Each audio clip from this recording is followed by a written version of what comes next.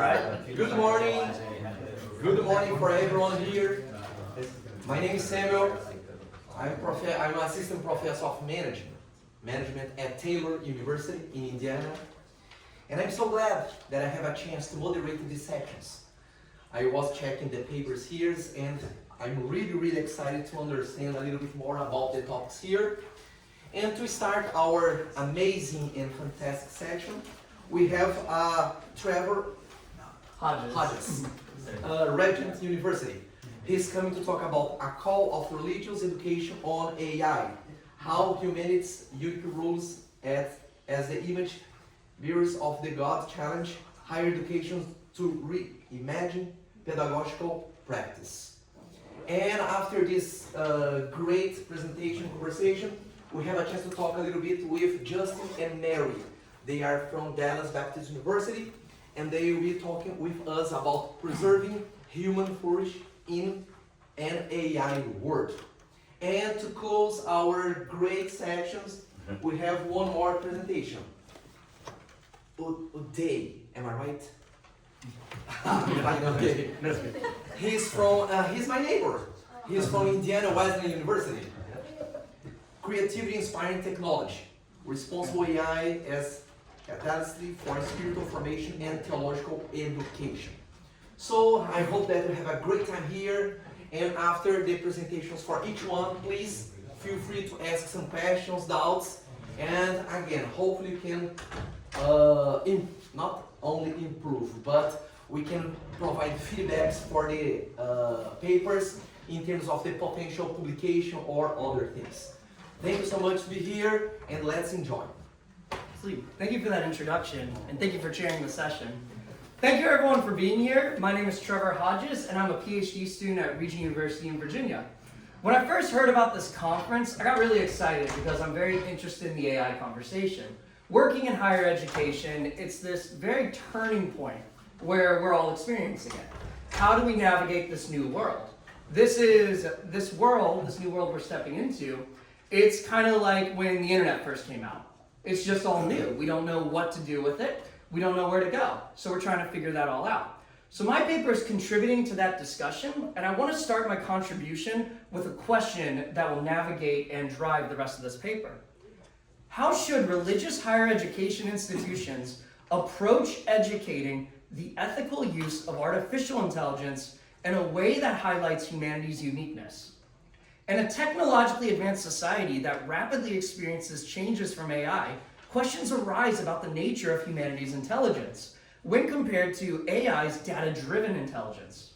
For Christians, the issue of humanity's uniqueness in bearing God's image through the Imago Dei is challenged.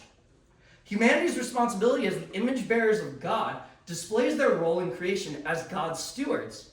How should humanity thus steward the responsible use of their own creation within God's creation? Proverbs 1:7 reveals how the fear of the Lord is the beginning of knowledge.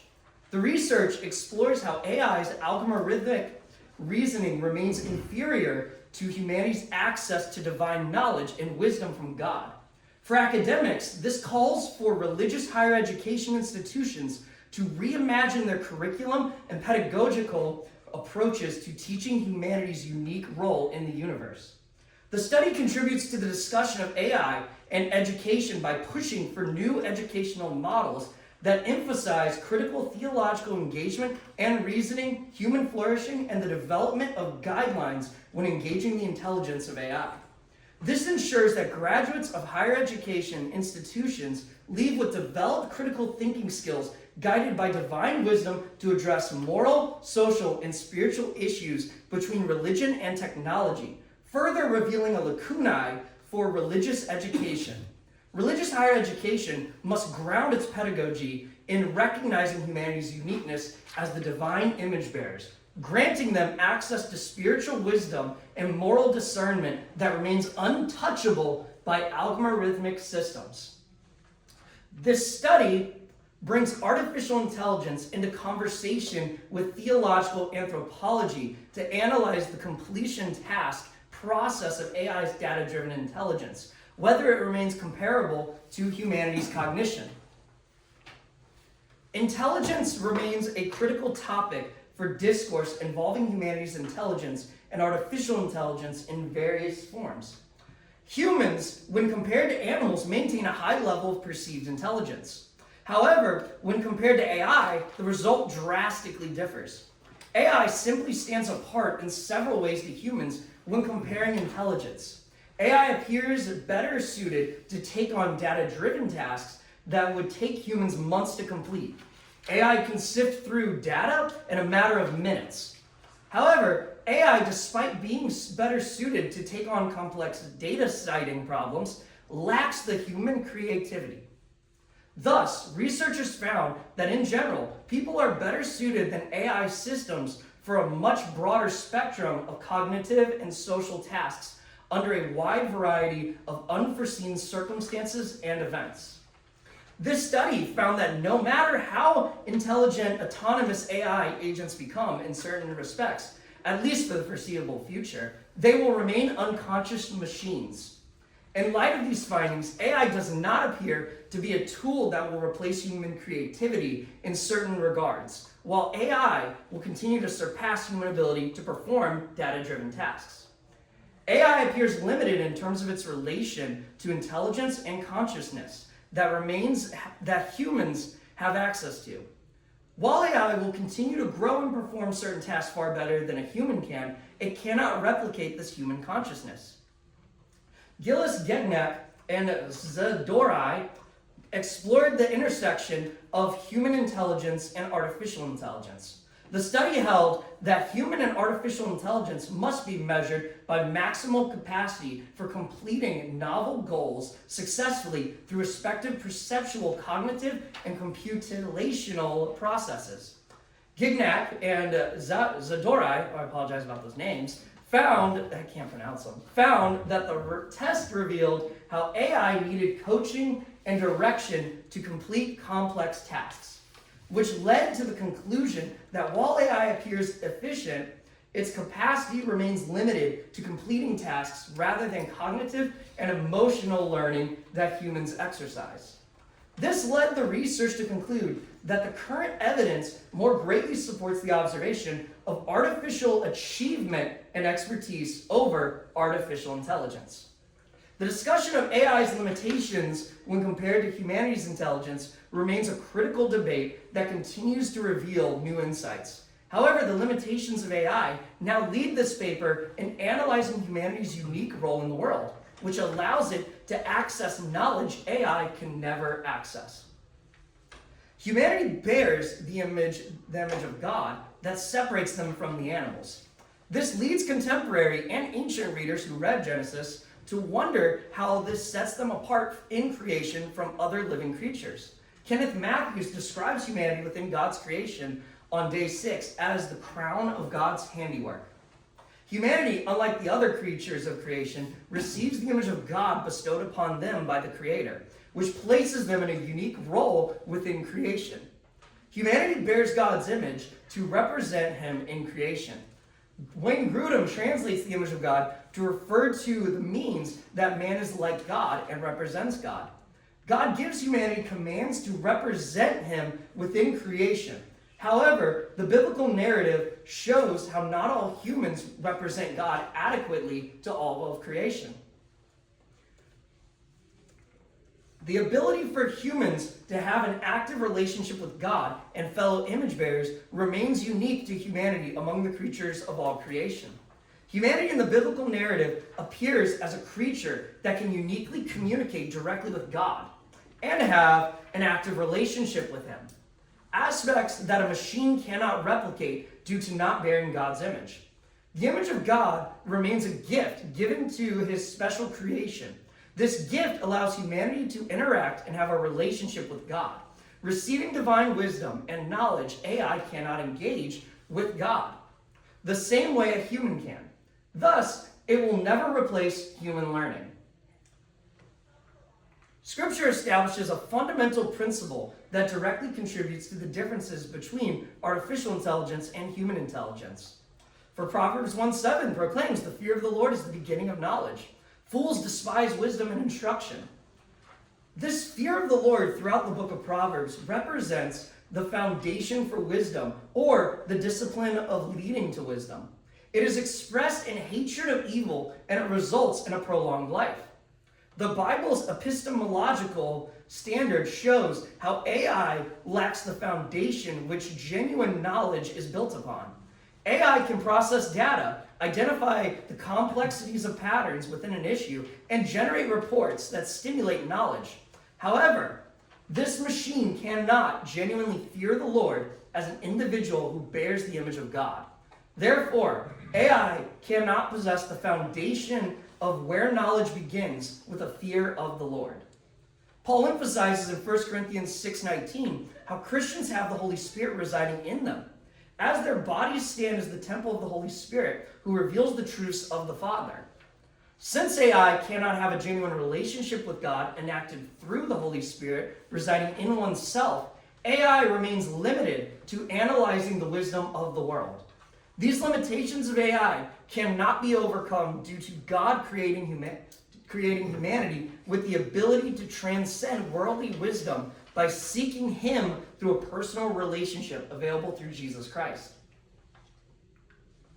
Religious educators now have an incredible task ahead of them in the form of this question: how can a teacher effectively promote the ethical use of AI that does not lead to an over-reliance on the tool that causes loss of critical thinking in favor of machine dependence? Why should someone go to college for 4 years if they think that AI can answer any question within seconds? These questions lay a critical landscape of the direction of religious education. Teaching the ethical use of AI to students appears as a necessary and complex task. AI is the new reality of the modern world, and now religious education must explore the vast lacunae of potential implications of AI learning that promotes humanity's special place in the world. Perhaps one way to begin this exploration of opportunities available through the implementation of AI appears as teaching on the dangers of AI and how it is not an authority on religious matters. The Pontifical Gregorian University began adding digital ethics to its courses of study in theology, and its professors collaborate with technical specialists to study how AI affects catechesis and pastoral care. Embedding ethical learning of AI as a part of a curriculum creates an effective opportunity for students to dialogue about the dangers of this powerful tool. The course also highlights the effectiveness of the tool that can greatly benefit and enhance their time pursuing a college education. On top of this, some colleges turn to providing workshops for students to attend that are supplemented with instructional materials designed to teach students how to evaluate AI-generated content, contrast it with traditional commentaries, and reflect on theological implementations. Harvard Divinity School leads the way in using AI as a tool to explore diverse traditions of theological studies to understand notions of forgiveness, justice, and mercy across multiple religious contexts. Institutions now must take responsibility in cultivating a learning environment that prioritizes dialogue between a teacher and a student. For an online learning context, the difficulty of implementing this dialogue appears far greater than for in-person courses. The accessibility of a faculty member must now be more open than ever, as students without proper guidance may turn to AI as their instructor for an online course where the professor only sends an occasional reply all email announcement. This risks a damaging environment that does not promote growth in a student's religious faith or their intellectual development. Therefore, religious educators must promote an environment of learning that promotes mentorship, prioritizes students' flourishing by recognizing their value of bearing the image of God and providing spiritual direction. Dana Zohar defines spiritual intelligence as the intelligence with which we address and solve problems of meaning and value, the intelligence with which we place our actions and lives in a wider, richer meaning-giving context. For religious education, this profound quote provided a practical concern that must be addressed through ethical pedagogical practices that value the student as an image bearer who needs guidance and mentorship. Students must learn that AI is a tool, not the answer to every little problem or essay. The fear of the Lord remains a foundation for knowledge and wisdom, as AI can analyze data and provide answers built from an algorithm. Only the divine can provide true wisdom. Teachers bear responsibility in imparting this truth to students, showcasing humans' inherent value as bearing the image of God. Human dignity and a distinct role in the world are displayed through their bearing of the image of God. According to Genesis, every single human bears the image and has the capacity to commune with the divine, seeking wisdom from above that stands apart wisdom from an algorithm. Educators must stress how humans in bearing the image of God are God's stewards over the world, including their creation of AI. They must continue to steward this powerful tool. AI is not a new profound oracle that can answer every problem. It is available to supplement learning. Humans should not subject themselves to serving AI and allow it to dictate learning and critical thinking. Instead, humanity's inherent worth continues with them having dominion over the earth, and this includes their own creation. This study reveals several key findings with implementations for religious educators. The Imago Dei establishes human dignity and their access to knowledge that AI can never match nor replicate. True knowledge begins with the fear of the Lord, which AI can never genuinely experience or exercise. Thus, AI lacks any ability to properly communicate with God on a personal level. Humanity remains special in the world because of their access to the divine. As AI continues to develop, this paper calls for religious educators to become innovators on implementing AI as a tool to serve students instead of allowing students to become dependent on this tool. The hope of this paper is that religious educators will answer the call to navigate the age of AI by valuing students as image bearers to grow in competent learning and grow in their faith. Thank you.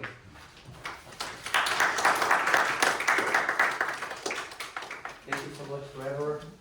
So now we have 10 minutes or less. If you have any questions or if you want, for example, to ask anything for our author here, please. So you mentioned for purely online courses, it's more difficult to have that what's called mentorship or discipleship. What are your suggestions for handling like pure online courses that may have only like one or two synchronous sessions? Absolutely, and honestly, the call of this paper delves into calling professors to be more engaged, really. Because I work in higher education. I work at Regent University as the director of operations, and I see in this job how we're struggling with people. We're struggling with them turning to AI for their answers, to just get an A, move on, get the qualification, and move on with their lives. So what we've been looking at is implementing more hands-on learning, as in these collaborative sessions.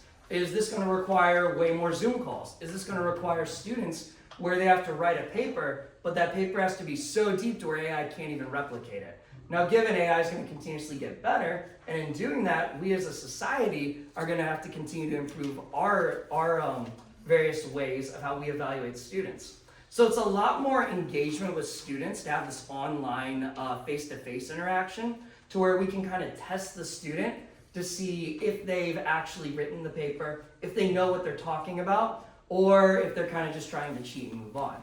Given this is a vast lacunae that continues to be studied, so I'm sure there's tons of other ways to implement it. But thank you for that question, it's very important. Thank you. Yes. So you talked some about like responsible stewardship. I'm wondering like what are the responsible ways for a professor or a high school teacher, whoever it is, right? What's the right way for them to use AI? Because typically like this is maybe a personal thing, but typically like when I do see a professor using it, which I've seen like in a couple of ways, either like through video notes or even like I've had a professor like, he's transparent about it, and he would own up that like his quiz questions are better than the ones that are AI, but he'll have AI generate a couple quiz questions. And like me, and maybe it's because I'm an English major and I'm a little snarky, but I'm just like, maybe it's a me problem, but I'm like, really? So, is that, like, what ways do you have in mind of using AI responsibly on like the educator's side of it? Yeah, absolutely. This is a fantastic question that even ties more into the first question as well. To speak to this question, I'd also like to bring up my experience where in 2023 I started as a part-time English high school teacher. They didn't know what AI was in 2023. Now in 2026, all my students are using AI. So I have to think, okay, they're going to use it anyways. I can either teach them or kind of just ignore it, let them go to college and eventually get kicked out. So what I've been doing personally is sitting them down, looking them face to face, going, here's how you can use it. Not one word of this paper can be from that database, can be from that AI, is what I tell them. However, you can get it to coach you. You can get it to give you suggestions on how to improve the flow of thought, how to improve the paper. You can get it to help you with research. However, as all of us know as educators, AI hallucinates resources. So I saw there was a master's thesis, I believe it was at Yale, where this is a LinkedIn post where a professor was showing the dangers of AI. His thesis student was using AI to directly quote into the thesis. Someone asked to redo their entire thesis. That's what we're trying to stop. We're trying to coach students, because students don't know. They're like, oh, look at this source, it gave me a source, great, that contributes to my argument. That source is made up. We have to be able to have this open dialogue with students that's more open and transparent than ever.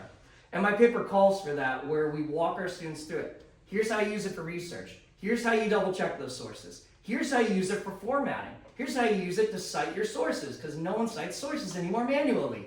Here's how we make it more efficient. That way you can focus on the content and the research and your knowledge. And this ties into that first question of, we have to make sure our students are actually learning and obtaining the knowledge now. And this looks different in a number of ways. Thank you for that incredible question. Yes. So about the mentorship, you talked about how professors have to be more available than ever, because if they're not, the students are more likely to turn to AI. One thing I love about small universities is that is possible, but there are a lot of larger universities out there where it is just not possible for a professor to know every student and have a relationship with them and mentor them that way. So what would your suggestions be for a situation like that? Yeah, fantastic question, because when you have 20, 30 students, it's possible in an online setting to get to know them still, even in that online setting. When you have 800 students, how on earth do you do this? I think this forces us to really change how we've been doing education, in all honesty. We have to be more collaborative in how we teach our courses. So for instance, if we have one professor who's managing 100 students, maybe it's time to get some TAs. Maybe it's time to co-teach the class with 3 or 4 other instructors. I think now more than ever is the time to look into how we are teaching and facilitating these online courses. So if we have one professor where they're assigned to a group of 20, and we have maybe a main instructor who's a full-time faculty, and we hire some adjunct faculty or some assistant faculty to go in and get to know the students, grade their work, and have it be evaluated by the full-time professor, I think there's tons of ways we can look at implementing this. And this is that call that I'm talking about, where educators are now, we have to come together, be more collaborative, be more open, and more engaging. And really it comes back to the student. Do we care about our students enough to get to know them? Do we care about our students enough to speak life into them? What are we concerned about? Their learning, but are we also concerned about their faith in God? And as a Christian, this is something that I heavily want to emphasize. So I want to help students as they flourish and develop spiritually and also academically. It's kind of just, we have to reshape how we're doing that. Fantastic question, it needs to be answered. Thank you. Yes? What would you say is advice on bridging the gap between a Christian professor and like the secular body of students on how you would coach them to properly use AI in a way that they would find actually meaningful and convincing? Absolutely. So respectfully, as a Christian, I'm like, convert, but we're not doing that. I love going to the secular fields. I love going to the more broad religious educators, and that's kind of why this paper words it as religious education. That way it's applicable across a lot of different fields and opens a conversation and a dialogue. That's why I chose that language rather than Christian education. However, when we're doing this in a secular view, human flourishing is still a thing. I mean, this conference is all about that. There's people here where they might not be a Christian. They might be a part of a different religion. There's people in this room that might be that way. And we respect that and we learn from it. But one thing is a person. Are we developing them to be a human being where they can stand and have an ethical use of AI, but also be beneficial to humanity in general? See, this is that conversation where it starts getting away from more of my focus, admittedly, because my focus and scope is from the Christian aspect. So in bridging that gap between secular and Christian, I think it's worth dialogue and a conversation. My paper does not solve that issue, but I think it's a dialogue that needs to be had and a dialogue that needs to continue. Now, given, again, I come from the bias that everyone's made in the image of God, and there's a God, there's a Trinity, so that's my bias. Maybe we need to open this conversation up to people that don't have my bias and hear what they have to say. Thank you for that question. It's incredible and needs to be answered. I wish I could answer it in this paper. I think we have our question, please. So student comes to you after class and says, hey, you let me use Excel and other tools, and that is a amplifier of my agency. Can we apply that? Why can I use ChatGPT more or some other AI more? Because it also amplifies my agency. Would you say there's a difference between AI and electricity or AI and Excel in terms of its amplifying and leverage for the human agency? Yeah, so I think this definitely goes into like the broader conversation of disciplines. Like business school, they use it for like Excel sheets like crazy. Me, on biblical studies, I haven't touched an Excel sheet, and it's just, I don't want to. But in doing this with AI is this thing where it can replicate and shoot out a paper. Given people getting something else to write their papers is not new. There's this thing called Course Hero that people, and when I was in my undergrad in 2017, 2018 in community college, everyone was like, hey, check out this source. You can hire someone for $100 to write your paper for you. It's kind of the same thing if we get AI to write it. So I think this challenges AI educators to have, and really institutions, to develop a firm policy for their school. How can you use AI? And I think policy is the key. So deans of schools need to come together, the provost needs to come together, and they need to speak, okay, what is our AI policy? What are we okay with students using? What are we not okay with them using? If it's one word from the generated text of AI cannot be copied over, that might be okay as long as it's in policy and in writing, and all students have to sign that this is how I will use AI. I think it looks different for every university, and it's what they're more comfortable with.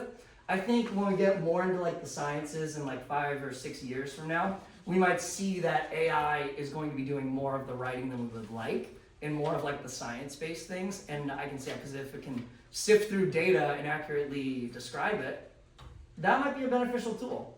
And then maybe the human aspect comes in with deciphering that data and presenting it here, learning it, and being able to do present it in this kind of context. Fantastic question. I think it looks different everywhere, and I think it's a lacunae that just needs to keep getting explored more and more. But thank you for that incredible question. Thank you so much. Thank you, everyone. Thank you.